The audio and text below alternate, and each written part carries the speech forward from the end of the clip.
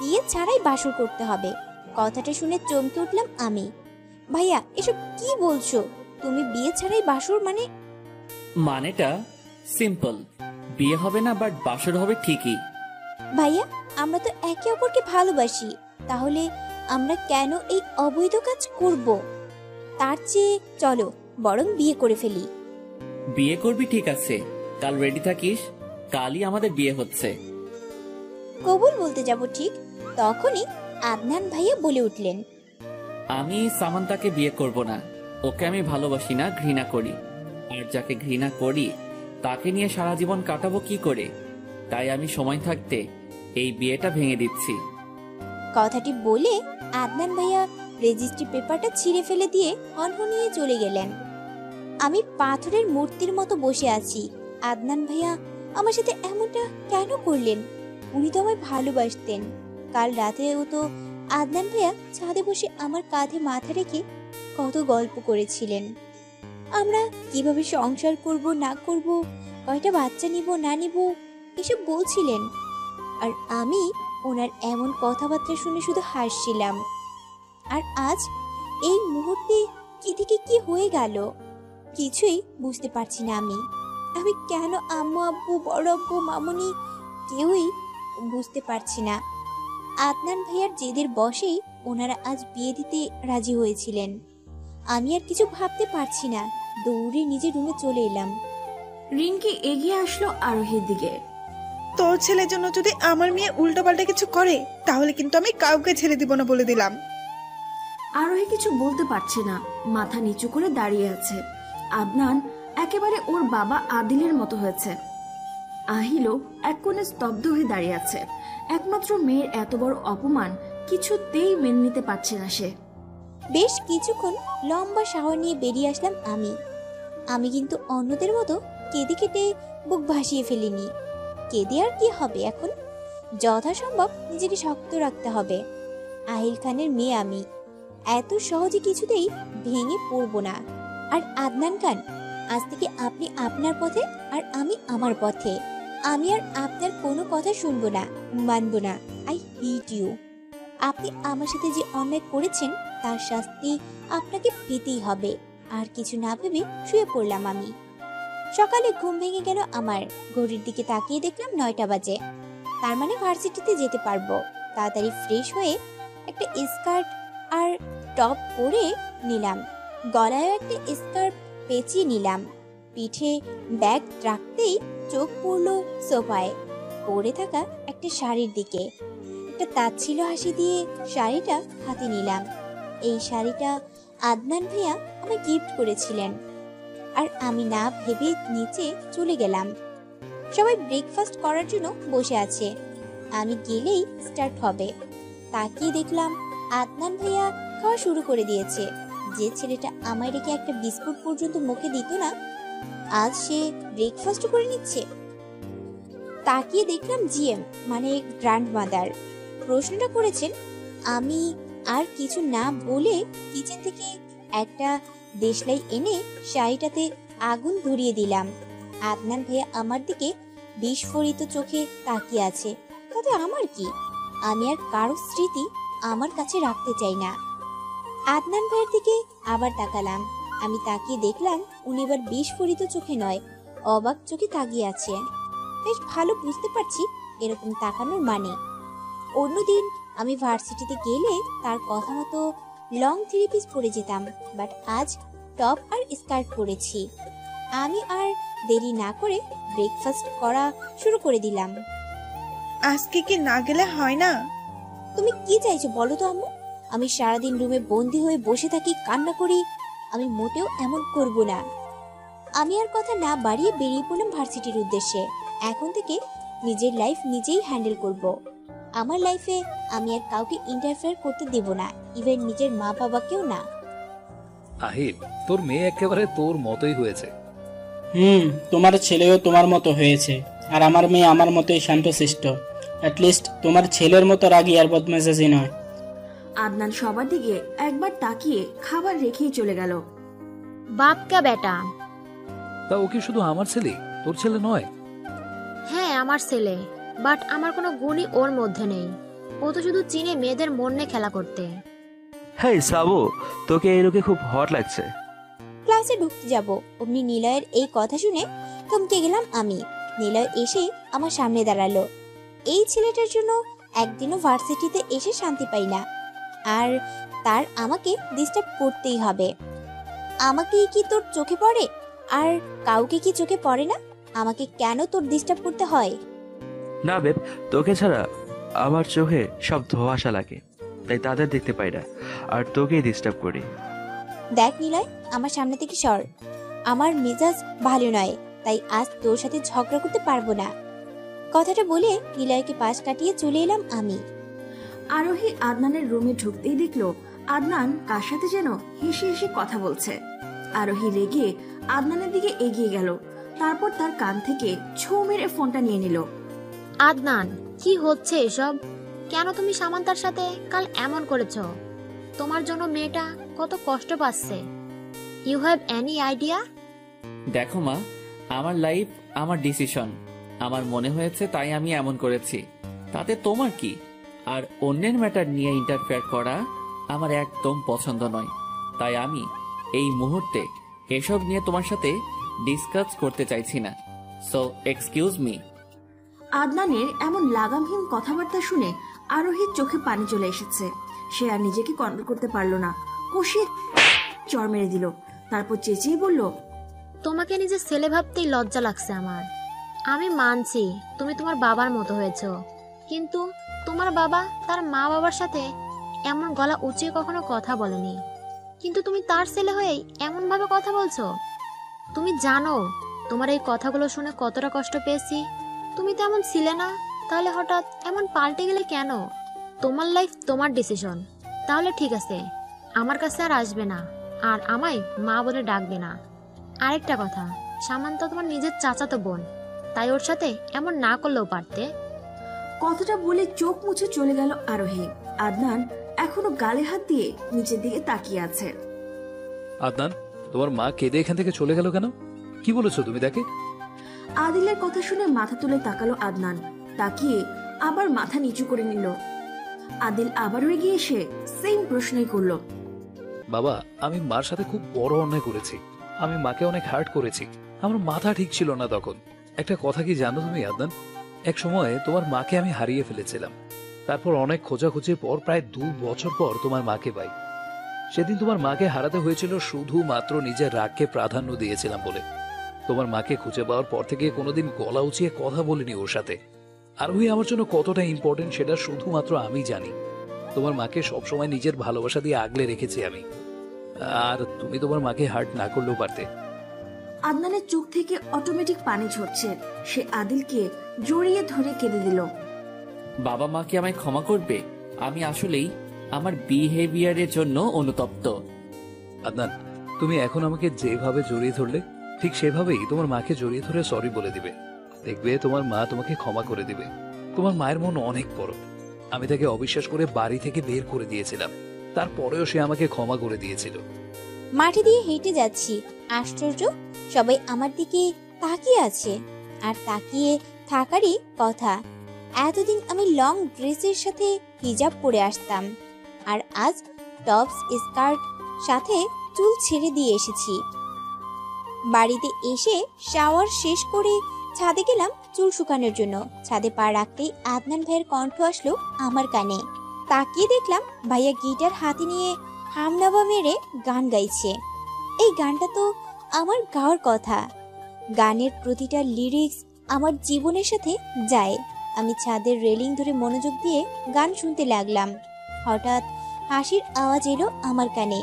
আমি তাড়াতাড়ি ঘাড় ঘুরিয়ে দেখলাম আদনান ভাইয়া ফোনে কার সাথে হেসে হেসে কথা বলছে আর জানু বেবি ডাকছে।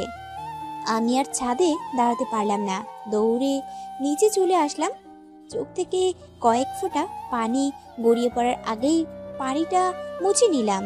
চোখের পানি অনেক দাম, আমি কেন চোখের পানি ফেলছি? রাতে বিছানায় শুয়ে আছি আমি, কিছুতেই ঘুম আসছে না। দিনে যতই নিজেকে স্ট্রং রাখি না কেন, রাত হলেই শুধু আদনান ভাইয়ের কথা স্মরণ হয়। ওনার সাথে কাটানো মুহূর্তের কথা স্মরণ হয় আর চোখের কার্নিশ বেয়ে পানি গড়িয়ে পড়ে। উঠে বসলাম। আমি মাথাটা খুব ব্যথা করছে। এই মুহূর্তে কফি হলে খুব ভালো হতো। আমি উঠে কিচেনের উদ্দেশ্যে চলে গেলাম। হঠাৎ চোখে পড়ল আদনান ভাইয়ের রুমের দিকে। পা টিপে টিপে রুমের সামনে যেই দেখলাম দরজা খোলা। আদনান ভাইয়া কোথায়? পরক্ষণেই মনে হলো, আরে আমি কেন এসব ভাবছি। তাই আর দেরি না করে কিচেনে চলে এলাম। কিচেনে ঢুকতেই বড় সড়ো ধাক্কা খেলাম। আদনান ভাইয়া কফি বানাচ্ছে।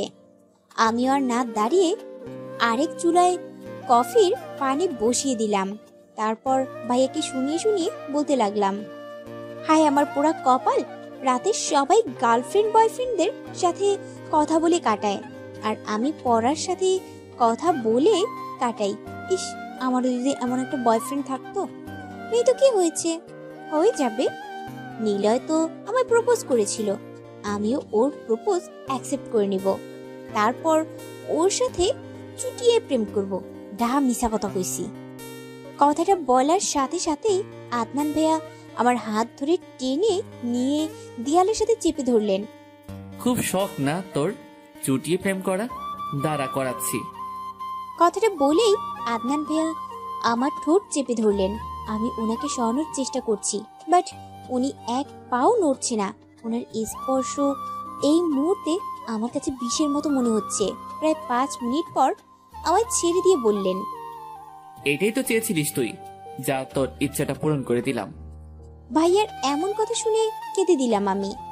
ভাইয়া এসব কি বলছো তুমি? তোমার সাথে যখন রিলেশনে ছিলাম তখনও তো আমি এসব করিনি। তাহলে আজ যখন আমাদের মধ্যে কোনো সম্পর্ক নেই, তাহলে এখন কেন আমি এসব করতে চাইবো? বুঝি, সব বুঝি আমি। তাই তো আমার অ্যাটেনশন পাওয়ার জন্য এরকম ড্রেস পরে এসেছিস। তোর মতো মেয়েদের কাছ থেকে এসবই আশা করা যায়। কথাটা বলে ভাইয়া কফি নিয়ে চলে গেলেন। আমি আমার দিকে ভালো করে তাকিয়ে দেখলাম একটা টি শার্ট আর 3/4 জিন্স পরে আছি। আজব তো, এটা পরেছি তো কি এমন হয়েছে? কফি না বানিয়েই চলে গেলাম রুমে।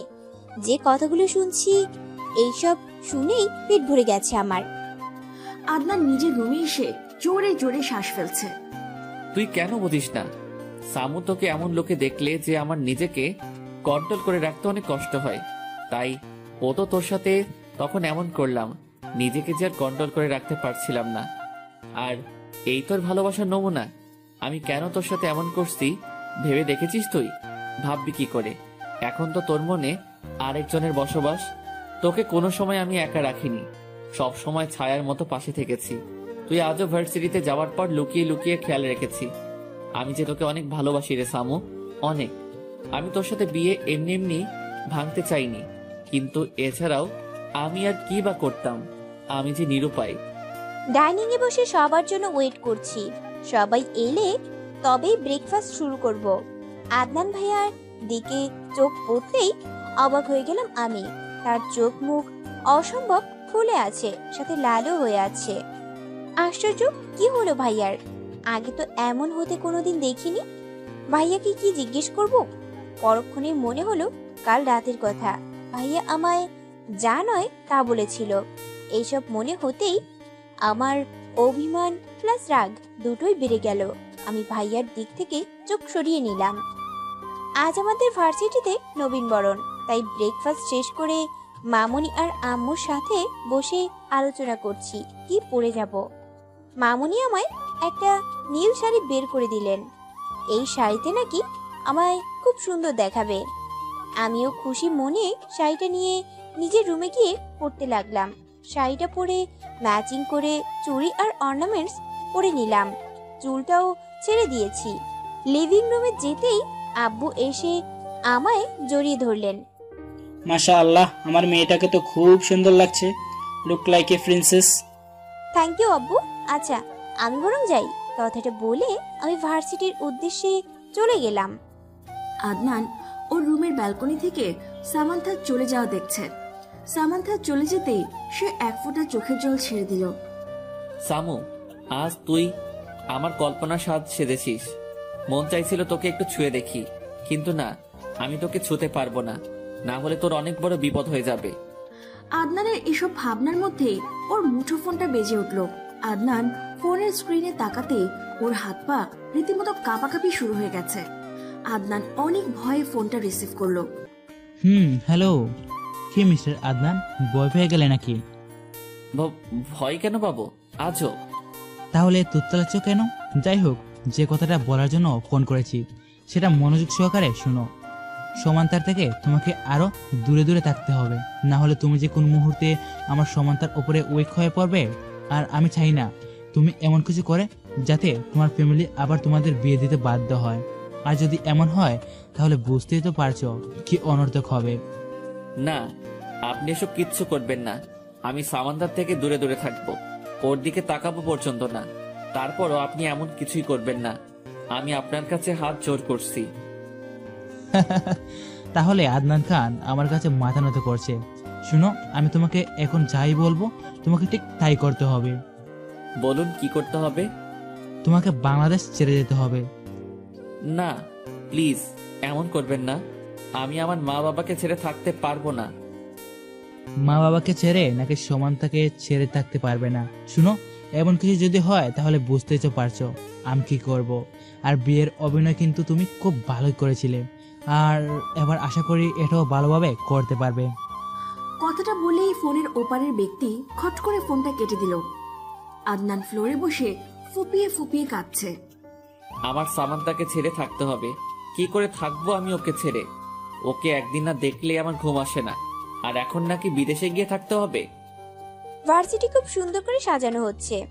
আমি আমার বেস্টি রুমিকে নিয়ে চারিপাশে হেঁটে হেঁটে দেখছি। অনেকক্ষণ যাবৎ খেয়াল করছি কে যেন আমাকে গভীরভাবে ফলো করছে, কিন্তু না, কেউ তো নেই। তাহলে হয়তো আমার মনের ভুল। আমার সব ফ্রেন্ডরা আমার খুব প্রশংসা করছে। কোত্থেকে নিলয় দৌড়ে এসেই বলল, হে ইয়ার, তোকে যে কি সুন্দর লাগছে বলে বোঝাতে পারবো না। আর আমাকে কি সুন্দর লাগছে না? মুখ ফুলিয়ে কথাটা বলল রুমি। আরে পাগলি, তোকে তো সবসময় সুন্দরই লাগে, তাই না? আমার শাড়ির কুচিটা খুলে যাওয়াতে আমি একটা খালি রুমে চলে এলাম। ওয়াশরুমে অনেক মানুষ, সেখানে ঠিক করা যাবে না। রুমে ঢুকতেই কে যেন ভেতর থেকে দরজাটা বন্ধ করে দিল। আমি পিছন ফিরতেই যাকে দেখলাম তাকে দেখে আমার গলা শুকিয়ে কাঠ হয়ে গেছে, ঠিকমতো দাঁড়াতেও পারছি না।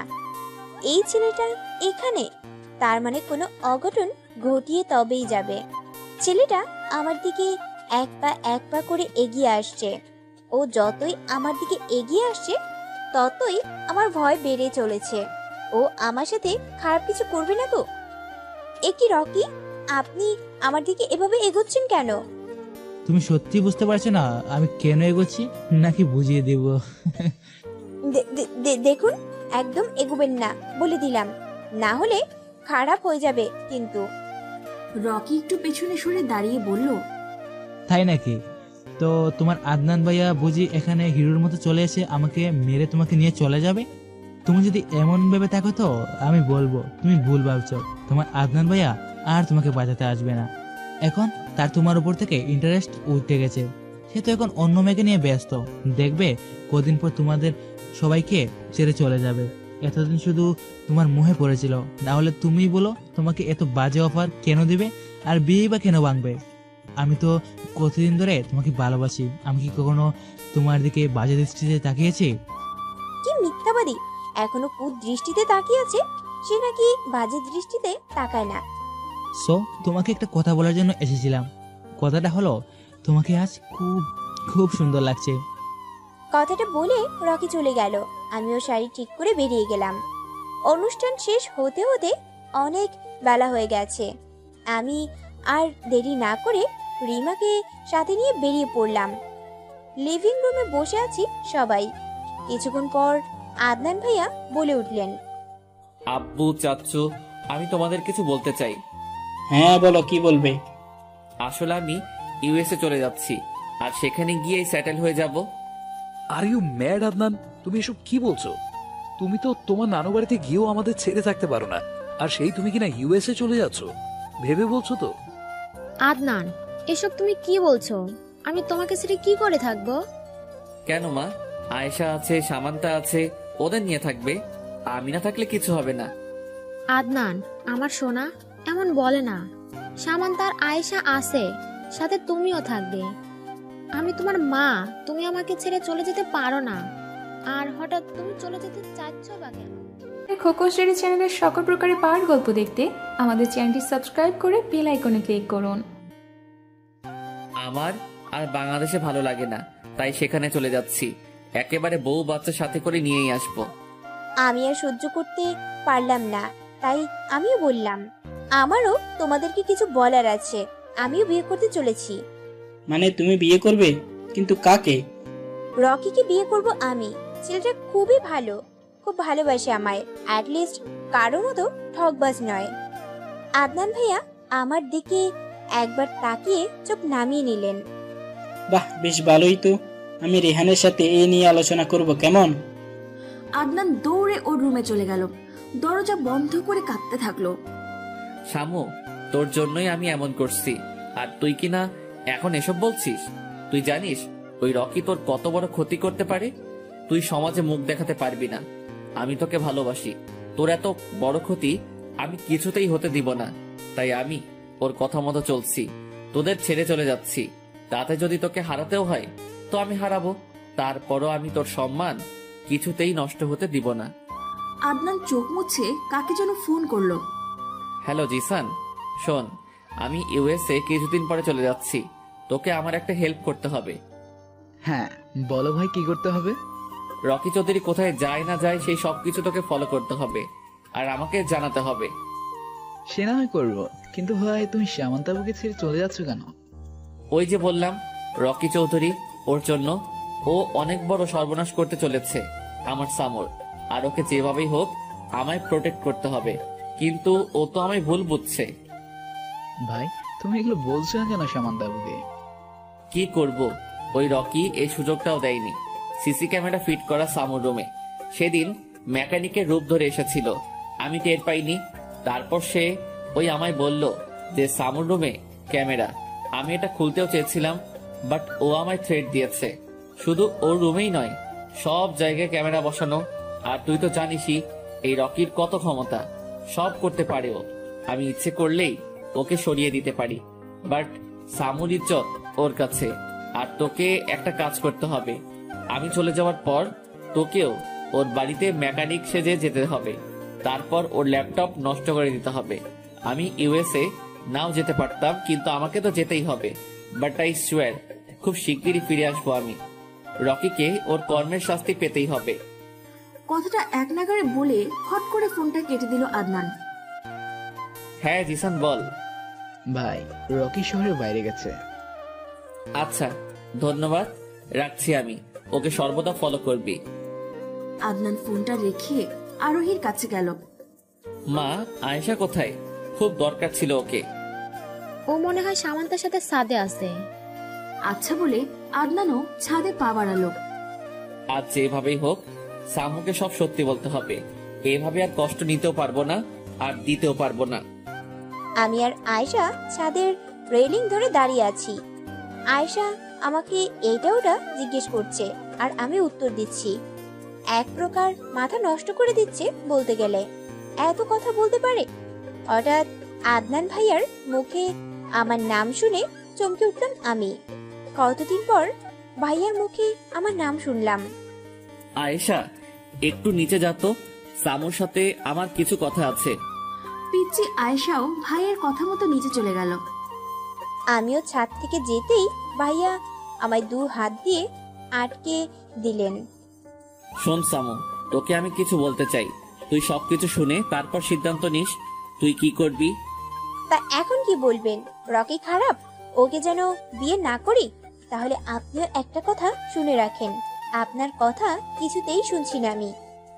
সামু, তুই আমাকে আপনি করে বলছিস, এতটা পর করে দিয়েছিস আমাকে। আর হ্যাঁ, রকি খারাপ, এক নাম্বারের খারাপও। প্লিজ ওকে বিয়ে করিস না, তোর জীবন শেষ হয়ে যাবে। তা আপনাকে বিয়ে করব নাকি? আপনি নিজেও তো বিয়ে করছেন। কই, আমি তো কিছু বলিনি। তাহলে এবার আমি বিয়ে করব। আপনার এত সমস্যা হচ্ছে কেন? আর রকি যে খারাপ এটা আপনাকে কে বলেছে? ও খুব ভালো, খুব। কতবার আমাকে একা পেয়েছে, তাও স্পর্শ পর্যন্ত করেনি। আর আপনি তো ওর উল্টো। দেখেন ভাইয়া, আমি একবার যখন আমার সিদ্ধান্ত নিয়ে নিয়েছি, এই সিদ্ধান্ত থেকে আর পিছপা হব না। ভাইয়া আমার 2 কাঁধে 2 হাত থেকে বললেন, সামু, তুই আমার কথা ভালো করে না শুনে এভাবে উল্টো পাল্টা বলতে পারিস না। আগে আমার কথা শোন প্লিজ।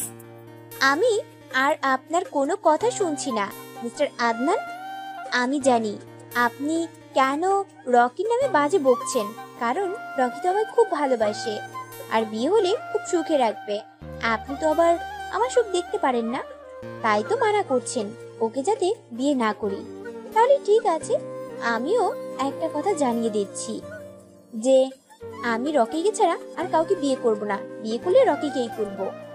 আদনান আর সামান্তার মুখে রকির নাম সহ্য করতে পারছে না, তাই চিৎকার করে উঠল, ব্যাস অনেক হয়েছে সামান্তা, অনেক। আমি তোকে প্রথম থেকে ভালোভাবে বুঝিয়ে আসার চেষ্টা করছি, কিন্তু তুই তো আমার কথা শুনছিসই না।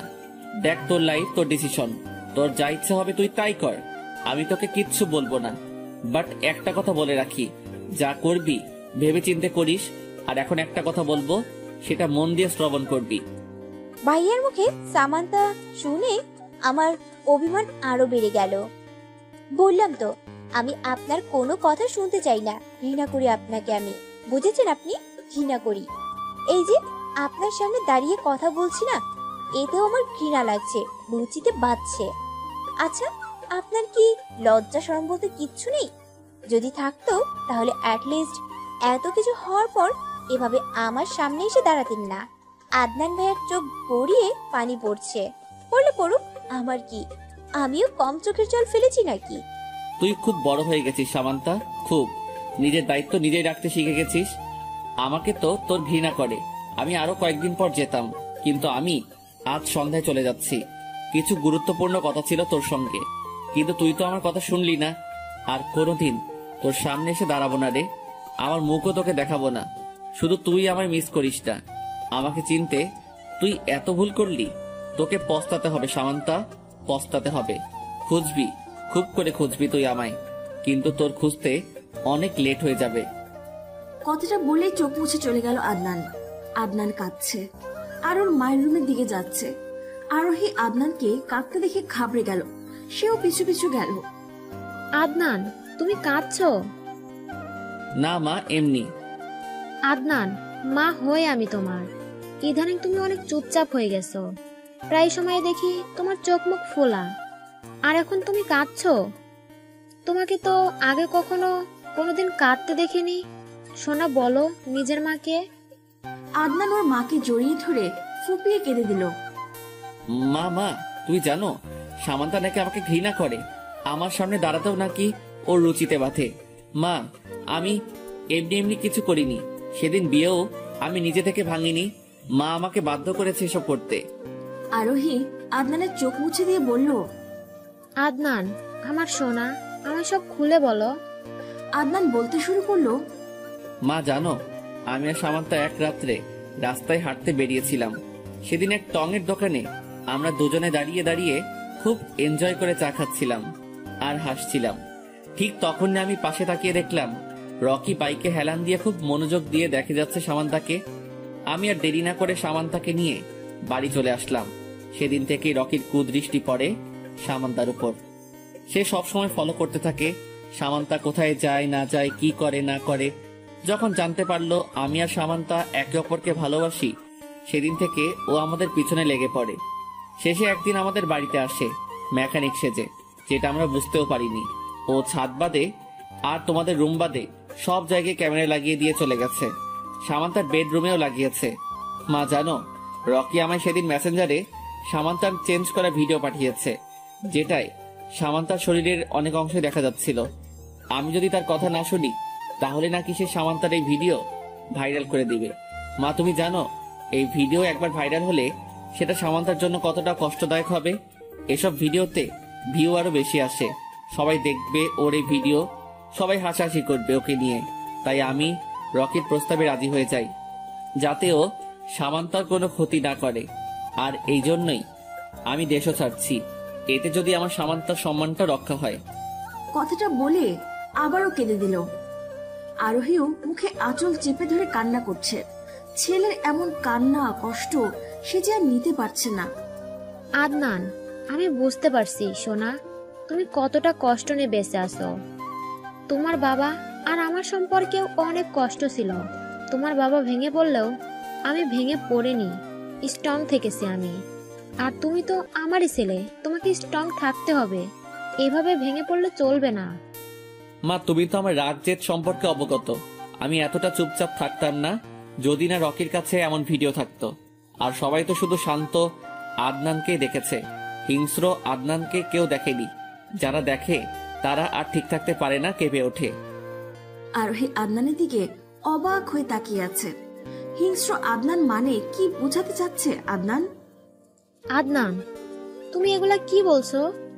না মা, নাথিং। আচ্ছা আদনান, আমি তোমার বাবার সাথে এই নিয়ে কথা বলবো। সেদিন আমার ছেলের দোষ ছিল না, ওকে বাধ্য করা হয়েছিল এসব করতে। সবাইকে জানতে হবে আমার ছেলে নির্দোষ।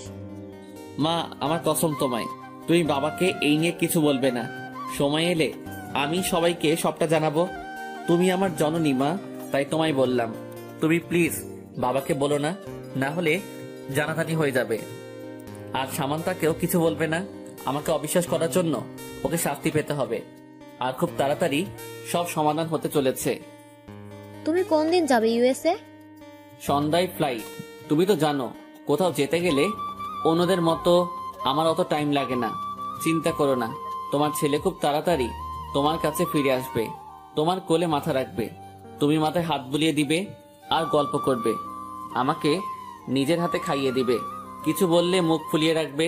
আর আমি তোমাকে জড়িয়ে ধরে তোমার কাছে ক্ষমা চাইবো, আর তুমিও আমায় ক্ষমা করে দিয়ে আমার মাথায় একটা চুমু খাবে। আর আরেকটা কথা, মা, আমার একমাত্র বোন আয়েশাকে কিন্তু ভালো রাখতে হবে। আরোহী আর না দাঁড়িয়ে দৌড়ে ওর রুমে চলে আসলো। ছেলের চোখের পানি আর এমন করুণ কথাবার্তা সে আর মেনে নিতে পারছে না। আদনানও ফ্লোরে বসে বসে কাঁদছে। কি দোষ করেছিলাম আমি, যার কারণে আমাকে আমার পরিবার ছাড়তে হচ্ছে? পরক্ষণে চোখ মুছে নিল আদনান। না, আমি আর কাঁদবো না। সবাই আমাকে ভীতু ভাববে, আমি একদমই ভীতু নই। আমি কাউকে ভয় পাই না। সবাই তো আমাকে ভয় পায়, আড়ালে থাকা আদনানকে ভয় পায়। আরোহী আর আদিল খানের ছেলে আমি এত সহজে ভেঙে পড়বো না। আমার ভালোবাসা সত্যি হলে আমি ইনশাল্লাহ সামান্তাকে পাবো। আর রকির সাথে ওকেও আমার কথা না শোনার জন্য শাস্তি দিব, তবে শারীরিক নয়, মানসিকভাবে। রেডি হয়ে থাকো রকি, তোমার পাপের ঘোড়া পূর্ণ হয়ে গেছে। আদনান ভাইকে কষ্ট দিয়ে আমার নিজেরও ভালো লাগছে না। আচ্ছা, আমি কি কোনো ভুল করলাম ভাইয়ার কথা না শুনে? ভাইয়ার কথাটা শোনা উচিত ছিল, কিন্তু আমি বা কি করব? ভাইয়া আমার সাথে সেদিন যা করেছিল সেটাই বা কি করে ভুলে যাই আমি? আমি কি একবার ভাইয়ার সাথে কথা বলবো? বলবো কথা। আমি পাশে তাকাতেই দেখলাম আয়েশা বসে বসে পড়ছে। কিরে আয়েশু, এক্ষুনি পড়তে বসেছিস যে? রাত হয়ে গেছে তাই পড়তে বসেছি, ভাইয়া বলেছে ভালো করে পড়তে। আচ্ছা আয়েশু, আদনান ভাইয়াকে দেখেছিস? হ্যাঁ, ভাইয়া তো একটু আগেই চলে গেছে। কি, ভাইয়া চলে গেছে? কোন সময়? তুমি যখন ঘুমিয়েছিলে তখন চলে গেছে ভাইয়া। আচ্ছা শামু আপু, তুমি কি ভাইয়াকে বকেছো? কেন? আমি কেন বকতে যাব? আজব। আসলে ভাইয়াকে তোমার সাথে কথা বলে ছাদ থেকে চলে আসার পর খুব কাঁদতে দেখেছি। জানো আপু, ভাইয়া মাকে ধরে খুব কেঁদেছে। আয়েশার কথা শুনে আমার মন খারাপ হয়ে গেল। আসলে ভাইয়ার কথাটা একটু শোনা উচিত ছিল। ফ্রেশ হয়ে নিচে গেলাম আমি। সবার মুখই কেমন যেন গম্ভীর হয়ে আছে। মামুনি তো কেঁদে কেটে চোখই ফুলিয়ে ফেলেছে। ল্যাপটপটা সামনে নিয়ে বসে আছে আদনান, আর সামান্থা কি করে সেটা দেখছে। কাছ থেকে দেখতে না পারুক, দূর থেকে তো দেখতে পারবে। আদনান রকির আগেই সারা বাড়িতে ক্যামেরা ফিট করেছিল, ইভেন সামান্থার রুমেও। সামান্থা ভার্সিটিতে যাবে, যেমন আদনান দেখলো সামান্থা দরজা বন্ধ করছে, অমনি আদনানও ল্যাপটপটা বন্ধ করে দিল। সে এখন জানে সামান্থা ড্রেস চেঞ্জ করবে। আদনান ল্যাপটপটা বন্ধ করে একটা দীর্ঘ শ্বাস ছাড়লো। সামু, আমি তোকে ভালোবাসি, তবু আমি কোনোদিন তোর দিকে বাজে দৃষ্টিতে তাকাইনি, আর না তাকাবো। কিন্তু রকি তো তোকে প্রতিনিয়ত শকুনের দৃষ্টিতে দেখে যাচ্ছে, তবুও সে তোর কাছে ভালো হয়ে গেল, আর আমি খারাপ। আসলেই দুনিয়াতে কারো ভালো চাইতে নেই। ছাদে দাঁড়িয়ে আছি। আদনান ভাইয়াকে ছাড়া কিছু ভালো লাগছে না আমার। কেমন যেন শূন্য শূন্য অনুভব হচ্ছে। বাড়িতেও যেন কারো মুখে হাসি নেই। খুব মিস করছি ভাইয়াকে। বাতাসে বারবার আমার ছেড়ে দেওয়া চুলগুলো উড়ছে।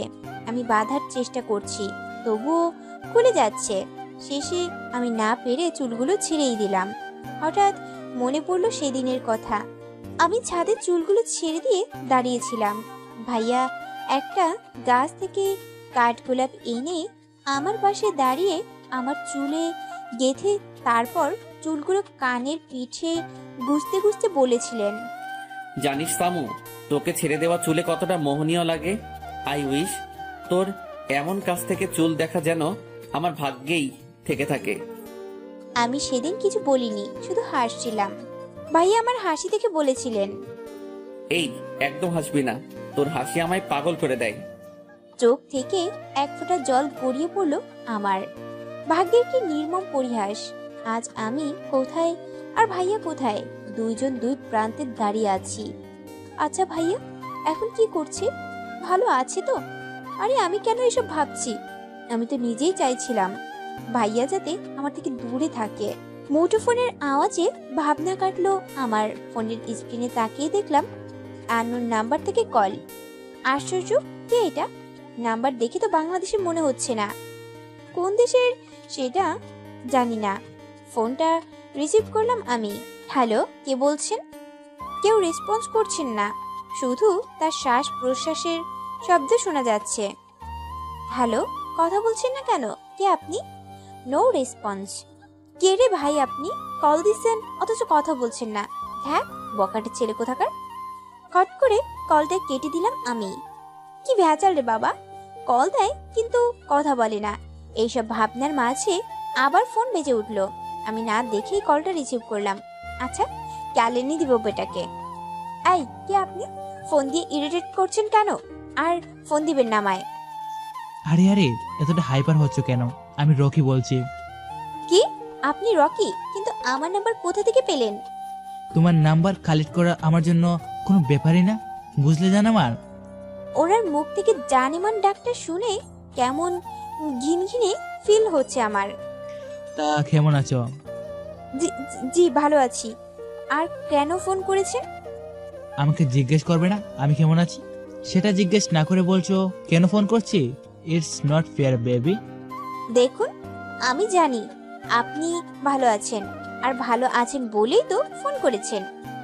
আরে বাহ, এত বাবু তুমি আমায় নিয়ে। আমি ভালো আছি কিনা মন্দ আছি সেটাও জানো দেখছি। মোটেও আমি আপনাকে নিয়ে ভাবি না। আর কেনই বা ভাববো বলুন তো? তা কাকে নিয়ে ভাবো যে তোমায় টকিয়েছে তাকে নিয়ে? আমি বলেছিলাম না আদনান তোমাদের সবাইকে ছেড়ে চলে যাবে? মিলে গেল তো আমার কথা। হইছে, রাখছি আমি। আচ্ছা, রকি এত শিওর হয়ে কি করে বলছিল সেদিন যে ভাইয়া আমাদের ছেড়ে চলে যাবে? ও বলার 2 দিন পরেই তো ভাইয়া চলে গেল।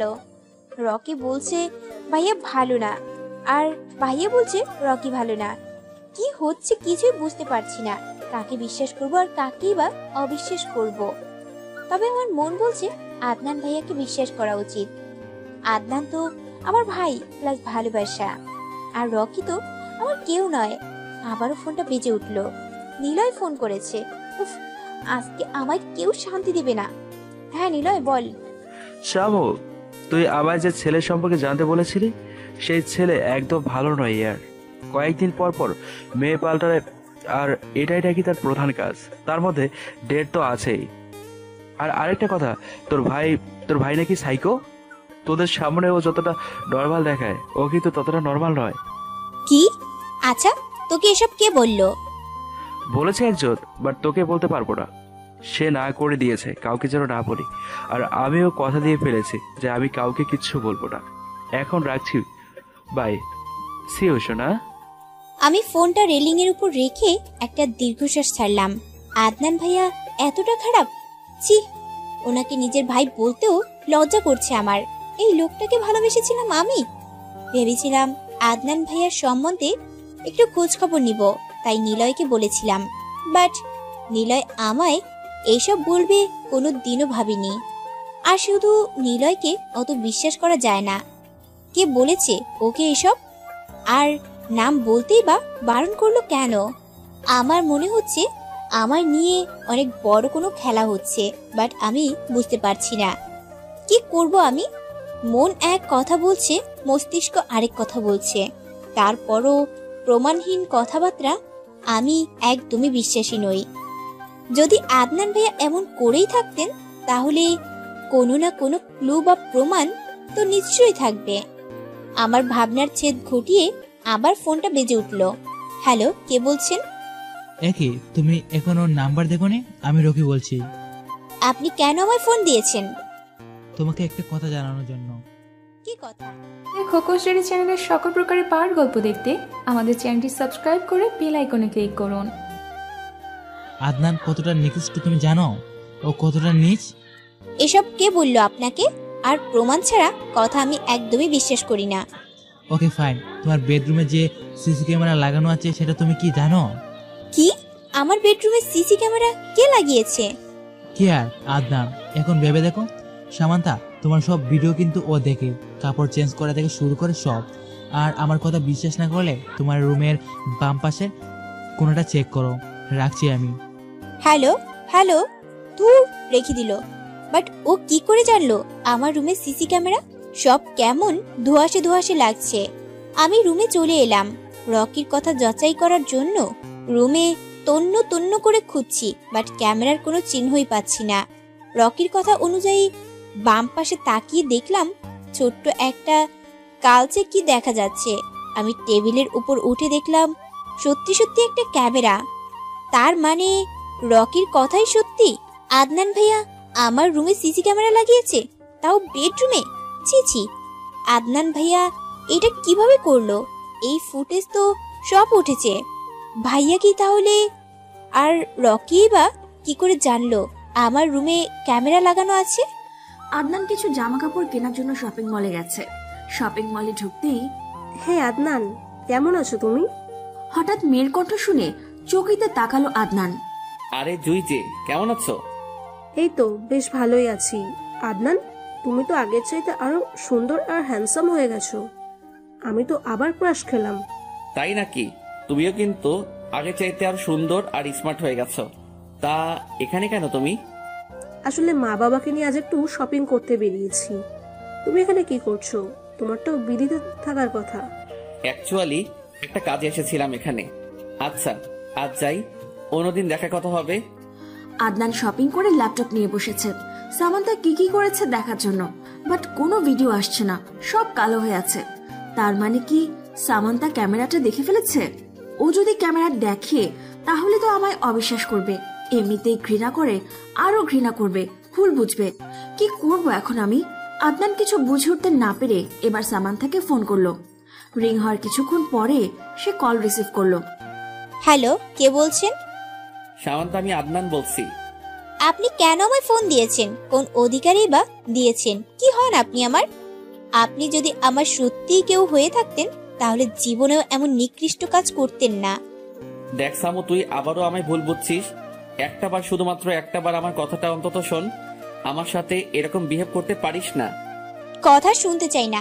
ভাবলেন কি করে আপনি এত কিছু করবেন, তারপরেও আমি আপনার কথা শুনবো? দেখুন, আমি আগের বিহেভিয়ার জন্য সত্যি খুব দুঃখিত ছিলাম, বাট এইবার আমি আপনার সাথে যে বিহেভ করছি একদম ঠিক করছি।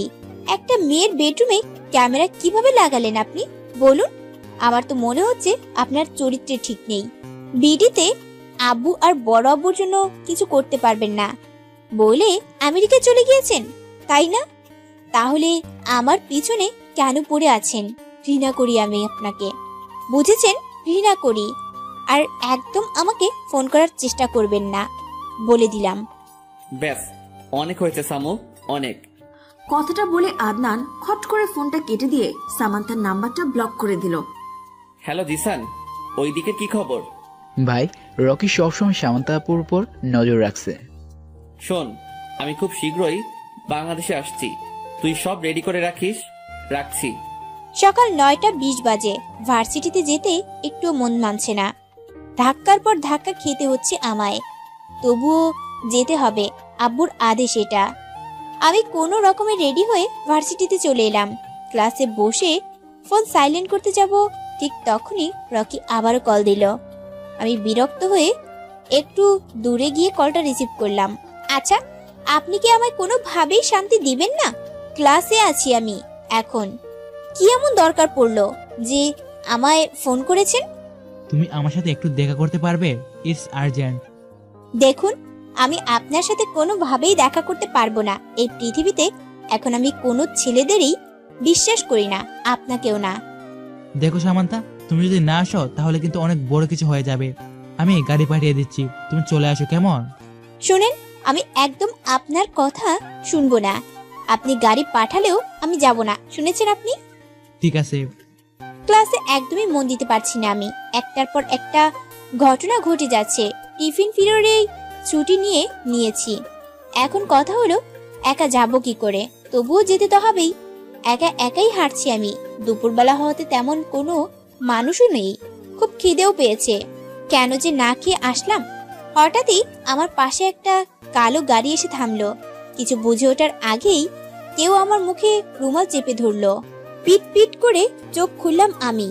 এ কি, রুমটা এত অন্ধকার কেন? আর হাত পাই বা বাঁধা কেন? কেউ কে আছো? কে এনেছে আমায় এখানে? কার এত বড় সাহস? আমার সামনে এসো। রুমের লাইট জ্বালাতেই অবাক হয়ে গেলাম আমি। আমার সামনে স্বয়ং রকি দাঁড়িয়ে আছে, পকেটে 2 হাত গুজে। এ কি, আমি এখানে কেন? আর আপনি বা এখানে কেন? তুমি এখনো বুঝতে পারছো না তুমি এখানে কেন আর আমি এখানে কেন? তবে শুনো, তুমি তো আমার কথা শুনোনি, তাই আমি তোমাকে কিডন্যাপ করে এখানে নিয়ে এসেছি। কি এত দরকার আপনার আমার সাথে যে আপনাকে আমায় কিডন্যাপ করে নিয়ে আসতে হলো? আমার তো আপনার সাথে তেমন কোনো দরকার নেই। আর আমাকে এখান থেকে যেতে দিন, তা না হলে কি করবে কি তুমি? আমি কি তোমাকে ছেড়ে দেওয়ার জন্য কিডন্যাপ করেছি নাকি? মানে তাহলে কিসের জন্য? আমি জানি আদনান দেশে ফিরেছে, তাই যত তাড়াতাড়ি সম্ভব তোমাকে বিয়ে করে আমার করে নিতে চাই। আমি তোমাকে আজ বিয়ে করব। আর যদি তুমি আমার বিয়ে না করো তাহলে তোমায় নিয়ে অনেক দূরে চলে যাব, আমি অনেক দূরে। এখন তুমি তাড়াতাড়ি রাজি হয়ে যাও তো। জীবনেও না, আমি আপনাকে জীবনেও বিয়ে করব না। আর আপনি বা কেন আমায় বিয়ে করতে চাইছেন? কেন, তুমি তো আমায় বিয়ে করতে চাইতেছো। তাছাড়া আমি তোমাকে খুব ভালোবাসি সামান্তা, খুব ভালোবাসি। কি করিনি তোমার জন্য? সব করেছি, সব। হ্যাঁ, বলেছিলাম আপনাকে বিয়ে করব, বাট এইটা আমি সিরিয়াসলি বলিনি। আদনান ভাইকে রাগানোর জন্য বলেছিলাম। আর কি করছেন আপনি আমার জন্য? আমার জানা মতে আপনি আমার জন্য কিছুই করেননি। আর আপনি আমাকে ভালোবাসেন, এইটাই বা কি করে বিশ্বাস করব আমি? তোমাকে আর আদনানকে আলাদা করে দিয়েছি, সেটা কি কিছুই না? ভালোবাসি বলে আমি আদনানকে তোমার থেকে দূরে সরিয়ে দিয়েছি, কারণ ওকে তোমার সাথে দেখলে সহ্য হয় না আমার। মানে আপনি আমাকে আর আদনান ভাইকে? হ্যাঁ, আমি তোমাদের দুজনের মধ্যে ভুল বুঝাবুঝি সৃষ্টি করেছি আর ওকে দূরে পাঠিয়ে দিয়েছি। কিভাবে করলেন আপনি এসব? আপনি বললেন আর ভাইয়াও মেনে নিল? রকি আমার সামনে রাখা একটা চেয়ারে বসে বলল, শুনো, তবে তোমার ভিডিও দেখিয়ে ব্ল্যাকমেল করেছি। সেই ভিডিওতে তুমি কাপড় চেঞ্জ করেছিলে আর তোমার শরীরের অনেক অংশই দেখা যাচ্ছিল। প্রথমে আমি আদনানকে খুব ভালোভাবে বুঝাতে চাইছিলাম, বাট সে আমার কথা কানে নেয়নি। আমি তোমার রুমে সিসি ক্যামেরা লাগিয়েছিলাম আর একদিন বসে বসে তোমার ভিডিও দেখছিলাম। পরে চোখে পড়তেই দেখলাম তোমার রুমের বাম পাশে আরেকটা কি যেন দেখা যাচ্ছে। ভালো করে জুম করে দেখলাম এটা একটা ক্যামেরা। ব্যাস, পেয়ে গেলাম ভুল বোঝানো আরেকটা উপায়। আদনান নাকি কিছুতেই তোমার ছাড়বে না। তারপর আমি ওকে বাধ্য হয়ে তোমার চেঞ্জ করা ভিডিও দেখেছিলাম আর বলেছিলাম এটা ভাইরাল করে দেব। তারপর রকি কি কি প্ল্যান করেছিল সব খুলে বলল। আমার হাত পা এখনো বাঁধা, তা না হলে এতক্ষণে চর বসিয়ে দিতাম ব্যাটার গালে। শুধু এই ভিডিও না, আর অনেক ভিডিও। এখন তুমি যদি রাজি না হও তো আমি ভিডিও সত্যি সত্যি ভাইরাল করে দেব। তুই কি ভেবেছিস আমি তোকে বিয়ে করব? আরে তোর মতো জানোয়ারের দিকে তাকালেও পাপ। তোর জন্য আমি আদনান ভাইয়াকে ভুল বুঝেছি। ভাইয়া আমাকে বারবার বলার চেষ্টা করেছে, ভাইয়া আমার সম্মান বাঁচানোর জন্য তোর কথা শুনেছে, কিন্তু আমি কিছুতেই তোর কথা শুনবো না, নিজের সম্মানের কথা ভেবেও না। তোর বাপ মাও আমার কাছে তোকে বিয়ে দিবে না, কারণ তুই রাজি না। তাই আমি জানি তুই বিয়ে করবি না, তাই তোকে সুদা তুলে নিয়ে এসেছি। এতই যখন ভালোবাসিস তাহলে আমার হাত পায়ের বাঁধন খুলে দিচ্ছিস না কেন? তুই কি বুঝতে পারছিস না আমার যে কষ্ট হচ্ছে? ও তুই বুঝবি কি করে? তুই কি আমায় সত্যিকারে ভালোবাসিস নাকি? আমার কথা শুনে রকি এগিয়ে এসে আমার হাত পায়ের বাঁধন খুলে দিল। বাঁধন খোলার সাথে সাথেই আমি ওকে কষিয়ে চর বসিয়ে দিলাম। তোর মতো ছেলেকে কিছুতেই বিয়ে করব না আমি। কি মনে করেছিস এইসব করলেই আমি তোকে মেনে নেব? কখনো না। আমার মনে শুধু আদনান ভাইয়াই আছে, আর থাকবে। ও তোর মতো নিকৃষ্ট মানুষ আমি দুটো দেখিনি। আমাকে এখান থেকে যেতে দে বলছি। রকি রেগে তেড়ে এসে আমার চুলের মুঠি ধরলো। তোকে তো বিয়ে করতেই হবে, আর আজই। তারপর আমার চুলের মুঠি ছেড়ে দিয়ে একটা বক্স এনে আমার হাতে দিয়ে বলল, এখন শাড়ি আর অর্নামেন্টস আছে, এগুলো পরে নিবি। আমি বাজারে যাচ্ছি, এসে যাতে দেখি তুই রেডি হয়ে গেছিস। রকি বেরিয়ে গেল। দরজাটাও তালা মেরে গেছে। খিদে মরে যাচ্ছি আমি। ফোনটাও আমার হাতে নেই, ওই রকির কাছে আছে বোধহয়। আমি এই রকিকে কিছুতেই বিয়ে করব না। আদনান ভাই ঠিকই বলতো, এই রকি মোটেও ভালো না। কেন যে তখন ভাইয়ার কথা শুনলাম না? যদি শুনতাম তাহলে হয়তো আজ এই দিনটি দেখতে হতো না। কালো হুডি পরে কানে ব্লুটুথ লাগিয়ে হাতে ব্রিফকেস নিয়ে এগিয়ে আসছে আদনান। আজই সে বাংলাদেশে পা রেখেছে। হ্যালো জিসান, সামান্তার কি খবর? ভাই, সামান্তবাবুকে কাল থেকে পাওয়া যাচ্ছে না। ভার্সিটি থেকে ফিরছিলেন, তারপর আর বাড়িতে যাননি। কি? আচ্ছা আমি আসছি, তুই তাড়াতাড়ি আমার বাংলোতে চলে আয়। রকি সামান্তা কিছু করেছে, আর তোকে যে বলেছিলাম ল্যাপটপ নষ্ট করতে, সেটা করেছিস? হ্যাঁ ভাই, কাল আমি রকির বাড়িতে গিয়েছিলাম। তারপর ওর মাকে বললাম রকি আমায় পাঠিয়েছে ল্যাপটপ ঠিক করার জন্য, তবে আমি নষ্ট করিনি। তাহলে কি করেছিস? ল্যাপটপ নিয়ে এসেছি। আমার মনে হয় রকি এত কাছে খেলোয়াড় নয়, ওর ফোনেও বোধহয় অনেক সিক্রেট আছে। জানি আমি। আচ্ছা রাখছি, তাড়াতাড়ি চলে আসিস। রকির কথা অনুযায়ী আমি শাড়ি আর কিছু অর্নামেন্টস পরে নিলাম। পরে যদি রেগে আবার কোনো অঘটন ঘটিয়ে ফেলে তখন? না বাবা, রিস্ক নেওয়া যাবে না। আপাতত রকি যা বলছে সেটা শোনাই বেটার। প্রচুর খিদে পেয়েছে আমার। দিন নাকি রাত সেটাও বুঝতে পারছি না। রুম এমন ভাবে অন্ধকার আছে, এতটা পাষাণ মানুষ কি করে হয় সেটাই বুঝতে পারছি না আমি। এতক্ষণ হয়ে গেল, তারপরও একবার এসে জিজ্ঞেস করলো না আমার খিদে পেয়েছে কিনা। যদি সত্যি রকি আমায় ভালোবাসতো তাহলে আমার অবস্থা বুঝার অন্তত চেষ্টা করত।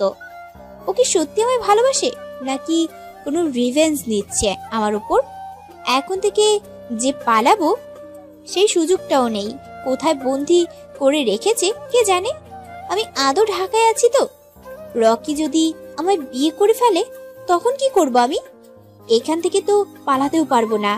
আজ খুব আদনান ভাইয়ের কথা মনে পড়ছে। ভাইয়া কি জানে আমার বিয়ে হতে যাচ্ছে?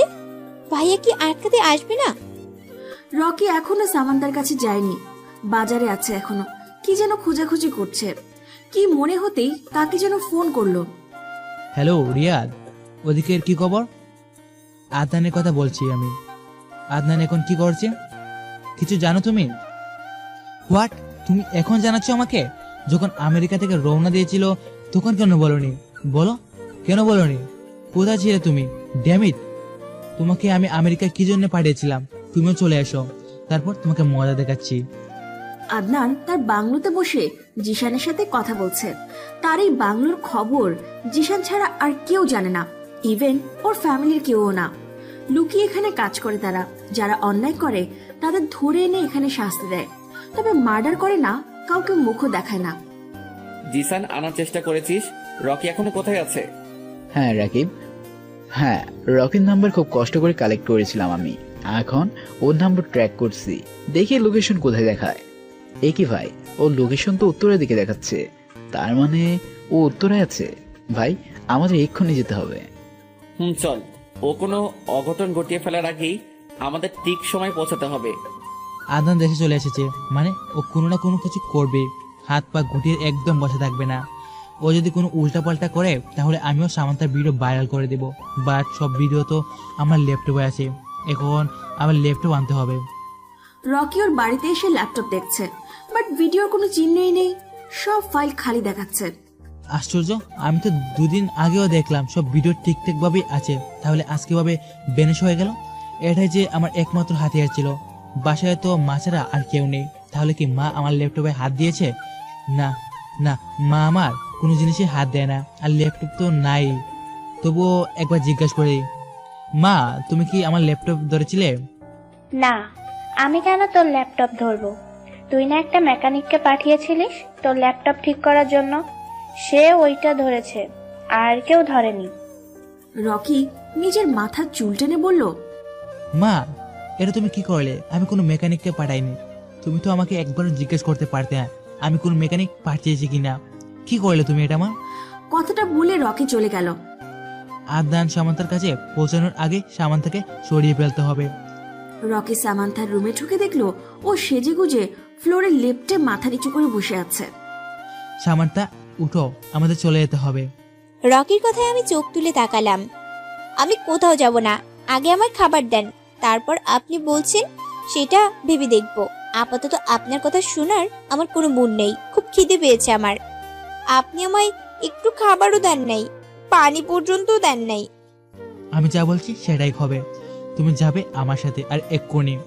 তুমি কি মনে করেছো আমি তোমায় আদর করার জন্য বন্দি করেছি? মোটেও না।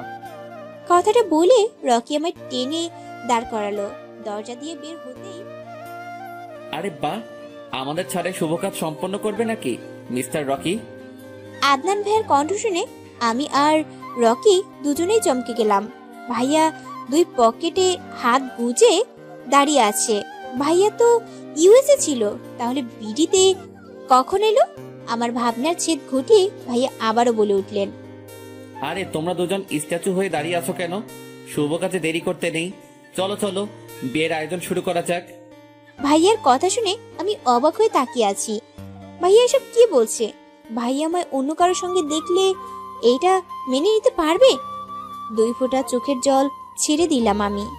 আমাকে পরপুরুষের সাথে দেখেও কিছু বলছে না, উল্টা আরো বিয়ের আয়োজন শুরু করার কথা বলছে। যেন ওনার কিছুই যায় আসে না। ভাইয়া এতটা চেঞ্জ হয়ে গেল এই কয়েকদিনে। তার মানে কি ভাইয়া সত্যি সত্যি বিয়ে করে নিয়েছে, আর এখন একজন ভাই হয়ে বোনের বিয়ের দায়িত্ব পালন করছে? রকির দিকে তাকিয়ে দেখলাম ও ঘামছে। স্ট্রেঞ্জ, ও ঘামছে কেন ভাইয়াকে দেখে? ওর না অনেক পাওয়ার, এই তার পাওয়ার নমুনা। দেখো আদনান, আমাদের এখান থেকে যেতে দাও, আমাদের যাওয়াতে বাধা দিবে না, একদম বলে দিলাম। আরে রকি, এসব কি বলছো তুমি? আমি কি তোমাদের যাওয়া থেকে আটকিয়েছি? আর মিস সামান্তা, বিয়ে নিয়ে তোমার কি মত? রকি কিন্তু আমার চেয়ে অনেক ভালো। ও অ্যাটলিস্ট আমার মতো ঠকবাজ নয়, খুব ভালো রাখবে, সুখে রাখবে আপনাকে। আমি বেশ ভালোভাবে বুঝতে পারছি সেদিনের আমার বলা কথাগুলোই ভাইয়া আবার আমায় রিপিট করে শোনাচ্ছে। কি করব আমি এখন? শরীর বেশ দুর্বল লাগছে, আর টিকে থাকা আমার পক্ষে সম্ভব হচ্ছে না। আমার মাথা ঘুরছে প্রচন্ড ভাবে, চোখেও সরিষার ফুল দেখছি। চোখ বন্ধ করেই পড়ে গেলাম আমি অস্পষ্ট ভাবে দেখতে পেলাম ভাইয়া দৌড়ে আসছে। আদনান রকিকে ধাক্কা মেরে সামান্থার পাশে বসে পড়ল। শামু, শামু চোখ খোল, আমি তো শুধু তোর সাথে একটু মজা করছিলাম, প্লিজ চোখ খোল ইয়ার। তারপর রকির দিকে শক্ত চোখে তাকিয়ে বলল, আমার সামুর এই অবস্থা কিভাবে হলো? যদি তোর কারণে আমার সামুর কিছু হয়, আমি কিন্তু তোকে জ্যান্ত পুঁতে ফেলবো। চুপ করে আছিস কেন বল? ওর এই অবস্থা কিভাবে হলো? আমার মনে হচ্ছে সামান্তা অনেকক্ষণ যাবৎ না খেয়ে আছে, তাই ও দুর্বল হয়ে গেছে আর জ্ঞান হারিয়ে ফেলেছে। জিসান, তুই তাড়াতাড়ি কিছু খাবার আনার চেষ্টা কর। জিশান চলে গেল খাবার আনার জন্য। আদনান সামান্থাকে একটা খাটে রেখে রকির দিকে এগিয়ে এলো। রকি এখনো ভাবলেশীন ভাবে দাঁড়িয়ে আছে। সেদিন রকি নিলয়কে বলেছিল আদনানের ব্যাপারে। রকি সাইকোর ব্যাপারে যা বলেছিল সেটা আন্দাজে বলেছিল। বেচারা তো জানেই না আদনান আসলেই কতটা ভয়ঙ্কর, তাই সে যেভাবে ছিল ঠিক সেভাবেই দাঁড়িয়ে আছে। আজ আদনানের সাথে বোঝাপড়া করে তবেই এখান থেকে যাবে। আদনান রকির দিকে শক্ত চোখে তাকিয়ে বলল, তুই খুব বড় অন্যায় করেছিস, খুব বড়। এর শাস্তি তো তোকে পেতেই হবে রকি। তাই নাকি? কি শাস্তি দিবি তুই? তোর থেকে তো একটা বিড়ালও যথেষ্ট সাহসী, আর তুই দিবি আমাকে শাস্তি? তুই নিজেই তো একটা ভিতর ডিম, কি করবি তুই? কি করব সেটা না হয় পরেই টের পাবি। আপাতত আমার কাছে সামান্তার জ্ঞান ফেরানোটা বেশি ইম্পর্টেন্ট। জিশান কিছু খাবার নিয়ে আসলো। আদনান সামান্থার জ্ঞান ফেরানোর চেষ্টা করছে, মুখে বারবার পানি ছিটে দিচ্ছে।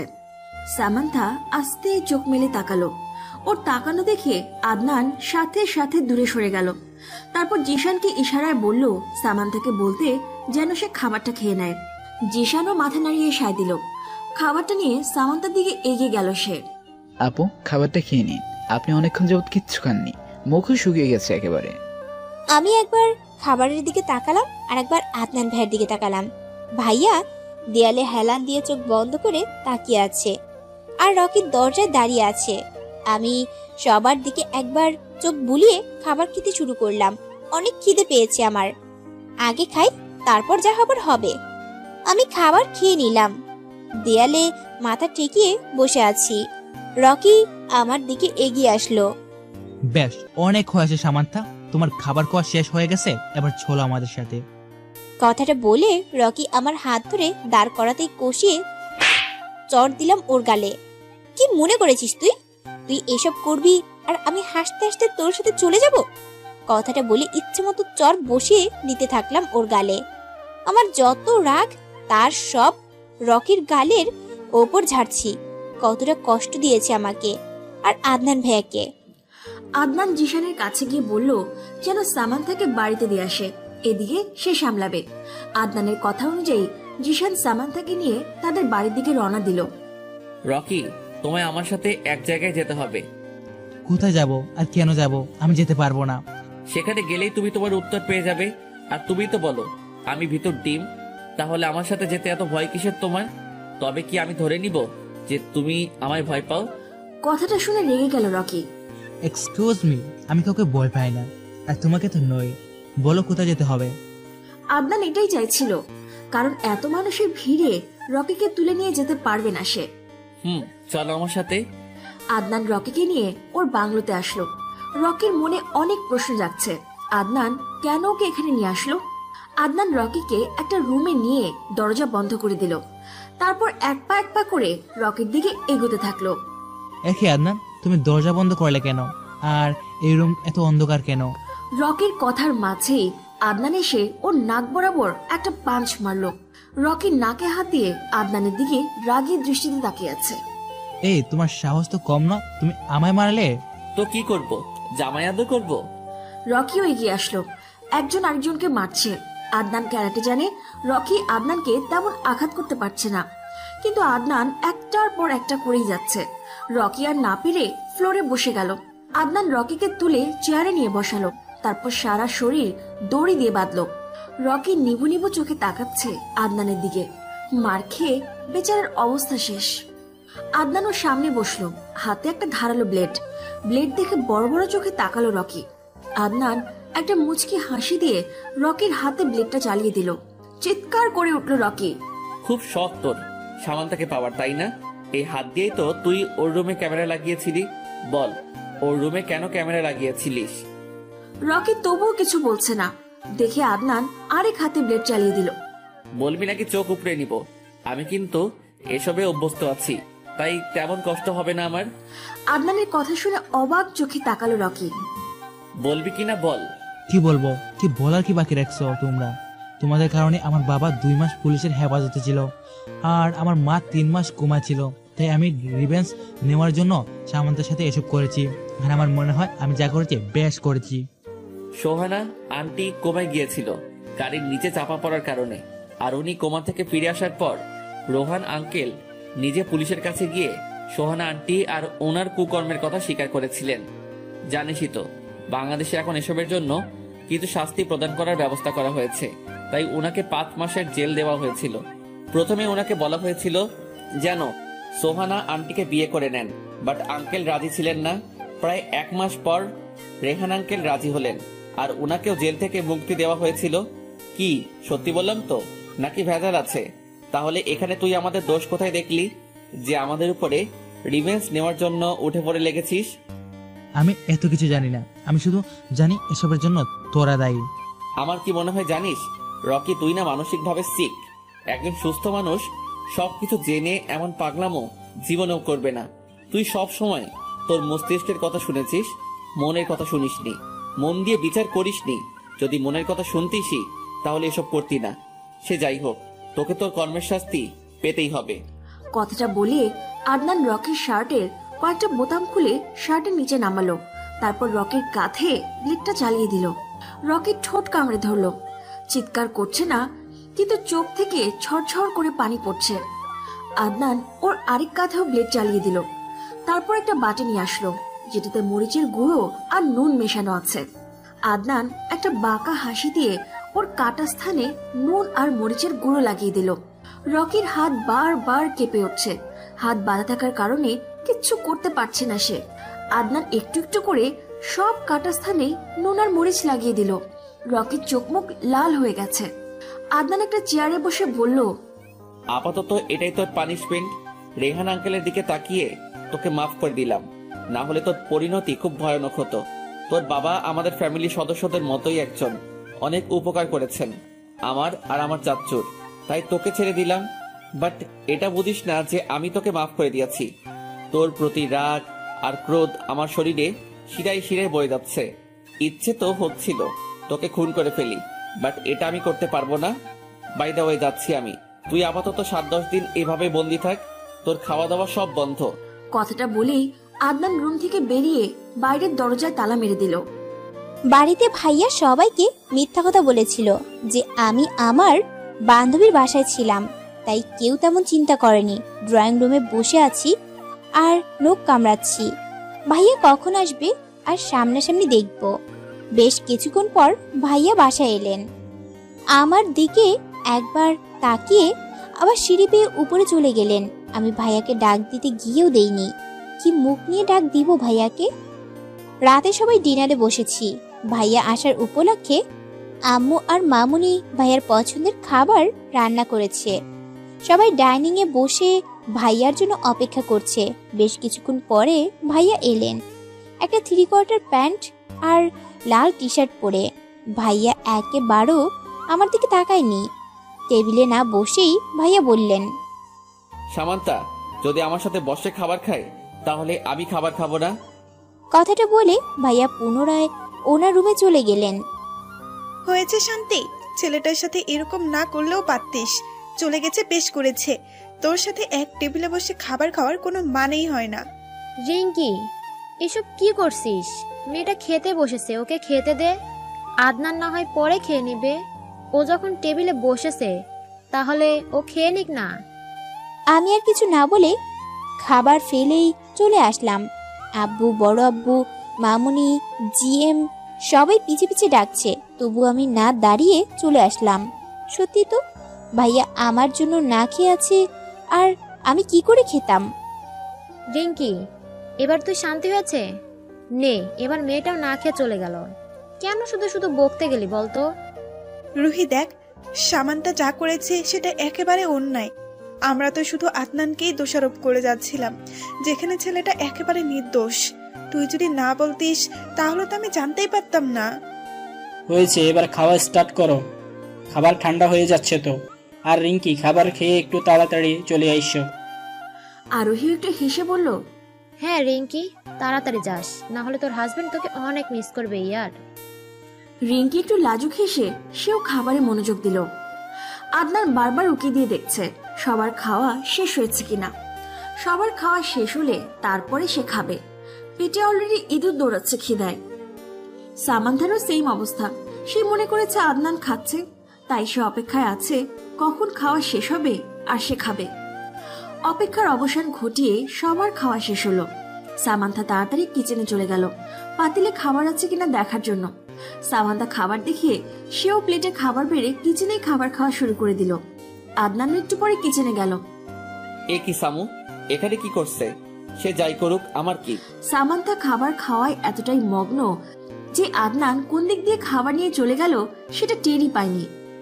সামান্থা খেয়ে সবকিছু আবার আগের মতো করে রেখে দিয়েছে, যেন সে খায়নি। কিচেন থেকে বেরিয়ে এসে দেখলো আদনান ডাইনিং এ বসে একমনে খেয়ে যাচ্ছে। এ কি, ভাইয়া তো দেখছি খাবার খাচ্ছে, আর খাবার তো সব কিচেনেই ছিল। তাহলে ও মাই গডনেস, তার মানে আমি যখন খাওয়ায় মনোযোগ ছিলাম তখন ভাইয়া এখান থেকে খাবার নিয়েছে আর আমি বুঝতেই পারিনি। আবার খাওয়া অলরেডি শুরু করে দিয়েছে। সামান্থার কিছু না ভেবে সিঁড়ি বেয়ে আস্তে আস্তে উপরের রুমে চলে গেল। আদনান একবার তাকিয়ে সেও খাওয়ায় মন দিল। বিকেলে ছাদে দাঁড়িয়ে আছে সামান্থা। বাতাসে তার চুল উঠছে।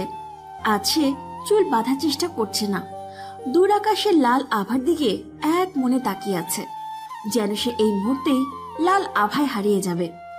ছাদে কারো উপস্থিতি টের পেয়ে পেছনে তাকালো সামান্থা। আদনান পকেটে হাত গুজে পেছন ফিরে দাঁড়িয়ে আছে। দুজন দুই দিকে মুখ করে, একজন পূর্ব দিকে আরেকজন পশ্চিম দিকে।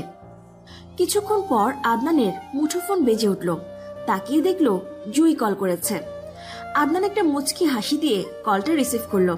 সামান্থা ওর দিকে এক দৃষ্টিতে তাকিয়ে আছে, তাই আদনানের মুচকি হাসি ও চোখ এড়ায়নি। হ্যালো জুই, কেমন আছো? যদিও আমি জানি তুমি ভালো আছো। তুমি তো আমি ভালো আছি কি না মন্দ আছি সেটাও জানো দেখছি। জানবো না তো কি করে হয়? আচ্ছা আদনান, তুমি কি এটা আমার সাথে ঠিক করেছো? বিড়িতে চলে গেছো আর একবারও বলনি আমায়। আমার কত ইচ্ছে ছিল তুমি যখন যাবে তখন আমিও তোমার সাথে যাব, তার হলো কই? অ্যাকচুয়ালি জুই একটা কাজ পড়ে গিয়েছিল, তাই তাড়াতাড়ি ফিরতে হলো, আর তোমাকেও জানাতে পারিনি। আর আমার সাথে আসনি তো কি হয়েছে, এবার চলে আসো, আমাদের বাসায় থাকবে তুমি যতদিন তোমার ইচ্ছা, আর আমি নিজে তোমায় রিসিভ করতে যাব। সত্যি? ঠিক আছে, আমি এই কয়েকদিনের ভিতরেই আসার চেষ্টা করছি। ভালো থেকো কেমন? কথাটা বলেই জুই কল কেটে দিল। আদনান সামান্থাকে জ্বালানোর জন্য ফোন কানে রেখে দিয়েছে, আর বেবি জানো এমন করছে। সামান্থা আর এক মুহূর্ত না দাঁড়িয়ে চোখ মুছতে মুছতে চলে গেল। আদনান সেদিকে তাকিয়ে একটু বাঁকা হাসি হাসল। আমাদের খোকন স্টোরি চ্যানেলের সকল প্রকারের পাওয়ার গল্প দেখতে আমাদের চ্যানেলটি সাবস্ক্রাইব করে বেল আইকনে ক্লিক করুন। সামান্তা খানের জ্বলন হচ্ছে, চলো আরো ভালো করে চলো, জ্বলতে জ্বলতে শেষ হয়ে যাও। এখন কষ্ট লাগছে? আমারও কষ্ট হতো, বাট তুই বুঝিসনি। এবার দেখ কষ্ট কাকে বলে। এখন থেকে প্রতিনিয়ত কষ্টই পাবি তুই। কষ্টই হলো তোর একমাত্র সঙ্গী। আমার কথা বিশ্বাস না করার ফল এবার হাড়ে হাড়ে টের পাবি। রুমে এসে দরজা বন্ধ করে ওড়না একদিকে ফেলে হাত পা ছড়িয়ে ছিটিয়ে কান্না করছে সামান্থা। আদনান ভাই এত তাড়াতাড়ি চেঞ্জ হয়ে গেল। আমেরিকায় গিয়ে গার্লফ্রেন্ডও পটিয়ে ফেলেছে। ভাইয়া তো আমায় কথা দিয়েছিল আমাকে ছাড়া আর কাউকে ভালোবাসবে না। তাহলে আজ আমি যা শুনলাম সেগুলো কি ছিল? এটা হতে পারে না। আদনান ভাইয়া শুধু আমার, তাছাড়াও মেয়েটা তো আমাদের বাসায় থাকবে। কি করব আমি? আমার সামনে ভাইয়া এই মেয়েটাকে নিয়ে ঘোরাঘুরি করবে আর আমি বসে বসে দেখব। ও গড, এটাই কি হওয়ার ছিল? আমি কেন এখনো কষ্ট পাচ্ছি? কম কষ্ট তো ভাইয়াকে দেইনি। এখন বুঝতে পারছি ভাইয়া কত কষ্ট পেয়েছিল। আমি আর ভাবতে পারছি না, মাথাটা ভালো মতোই ধরেছে। এখন আপাতত কড়া করে লিকারের চা খেতে হবে, বাকি কান্না না হয় রাত্রে কাঁদবো। Samantha, are you okay? হ্যাঁ মামুনি, আমি একদম ঠিক আছি। জাস্ট মাথা ব্যথা করছিল, তাই চা বসিয়েছি। তোমরা কি চা খাবে? না, আমরা এখন খাবো না, রান্না বান্না শেষ করে তারপর আমরা খাবো। ওকে। সামান্থা চা ছেঁকে কাপে নিতেই আদনানের আগমন। মা, চা হবে? তোর কি হলো, আজ এমন টাইমে চা চাইলি যে? আসলে মা, ভেবেছিলাম চা খাবো আর আজকের গোধূলি দেখবো, তাই। সামান্তা বানিয়েছে, ওর কাছ থেকে একটু নিয়ে নে। আমি কারো বানানোটা খাবো না। তোমরা যখন বিজি তাহলে আমি বানিয়ে দিচ্ছি। আমারও ঠেকা পড়ে নাই, কাউকে হুদাই চা বানিয়ে খাওয়াবো। কথাটা বলেই সামান্থা একটা ভেঙচি কেটে চলে গেল। অসভ্য মেয়ে। তা আদনান, আজ তুই চা বানাচ্ছিস, পারবি তো? কেন ছোট আম্মু, আমাকে কি তোমাদের কাছে অকর্মা মনে হয়? আমি চা বানাবো আর সবার জন্য। সবাইকে আমার প্রশংসা না করে পারবে না বলে দিলাম। আদনান সবার জন্য বেশি করে দুধ দিয়ে চা বানালো। আদিলের মা, বাবা, আদিল, আহিল, রিঙ্কি, আরোহী, আয়শা সবার জন্য বানিয়েছে। আদিল আর আহিল তো অবাক চোখে আদনানকে দেখছে, যে গরম পানি পর্যন্ত করতে পারে না সে নাকি চা বানিয়েছে। ব্যাপারটা হজম করতে বেশ সময় লাগছে তাদের কাছে। এ কি, তোমরা আমাকে দেখছো কেন? পরে দেখো, দেখার জন্য আরো সময় আছে। আগে চা খাও, নইলে ঠান্ডা হয়ে যাবে। আয়শা মুখে চা দিয়ে বলল, ভাইয়া তুমি খুব মজা করে হরলিক্স বানাও। মা তুমি এখন থেকে হরলিক্স বানাবে না, ভাইয়া বানাবে। ভাইয়া খুব মজা করে হরলিক্স বানায়। আয়শার কথা শুনে সবাই হেসে দিল।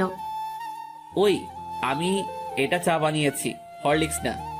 আদনানের দাদুও চা মুখে দিয়ে হেসে ফেললেন। সামান্থা উপর থেকে সবাইকে দেখছে। সবাই কত সুন্দর হাসছে মাতছে, শুধুমাত্র আমি ছাড়া। যদি আমি সেদিন ভাইয়াকে বিশ্বাস করতাম তাহলে হয়তো এই হাসি খুশির মাঝে আমিও উপস্থিত থাকতাম।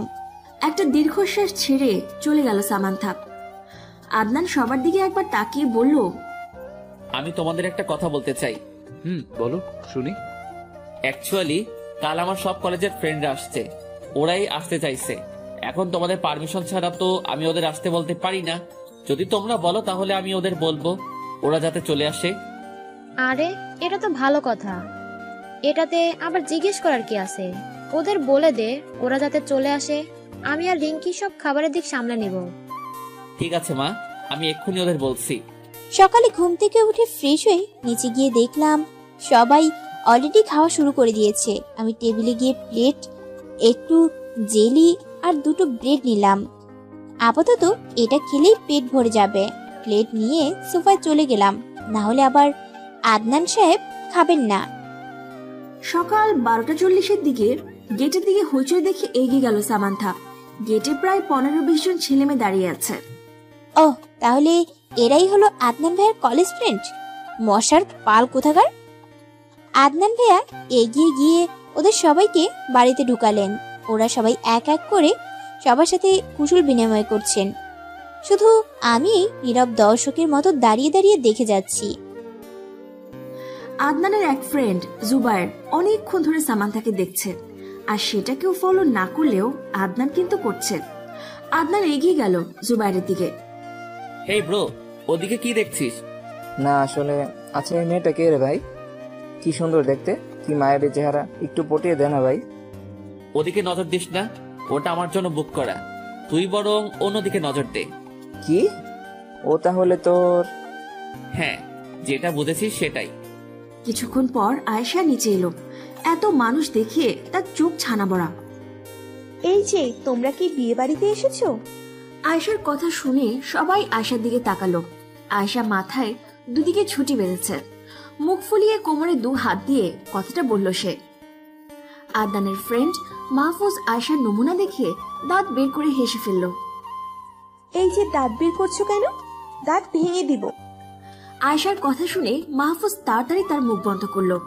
আদনানের আরেক ফ্রেন্ড আবির বলে উঠল, আরে ভাই দেখ দেখ কিরকম গরুর মতো শিং বেঁধেছে, পুরাই গরু লাগছে। একটা লেজ থাকলে আরো ভালো হতো। আচ্ছা, আমাকে মনে হয় গরুর মতো লাগছে, আর তুমি যে কবুতরের মতো চুল খাড়া করে রেখেছো তাতে তোমায় বান্দরের মতো লাগছে। আয়েশার কথা শুনে আবির হে হে করে হেসে দিল। আচ্ছা খোকে, জীবনে তো শুনিনি কবুতরের চুল আছে। তুমি কোথায় কবুতরের চুল দেখলে? আমি দেখেছি বলেই বলেছি। এবার বলো, তোমরা কি বিয়ে বাড়িতে এসেছো? না না, আমরা তো বন্ধুর বাড়িতে এসেছি। বিয়ে বাড়ি কেন আসবো? তাহলে চা খেয়ে চলে যাও। বিয়ে বাড়িতে গেলে ভাত খেতে হয়। কেন গো, তোমাদের বাড়িতে ভাত নেই? আমরা তো ভাত খেয়ে যাব। তুমি এত কিপটু কেন? ওটা কিপটু নয়, কিপটা হবে। আরে আমি তো আদর করে কিপটু বললাম, আর তুমি তাহলে স্বীকার করছো যে তুমি কিপটা। আমি মোটেও কিপটা নই, তোমরা সবাই কিপটা।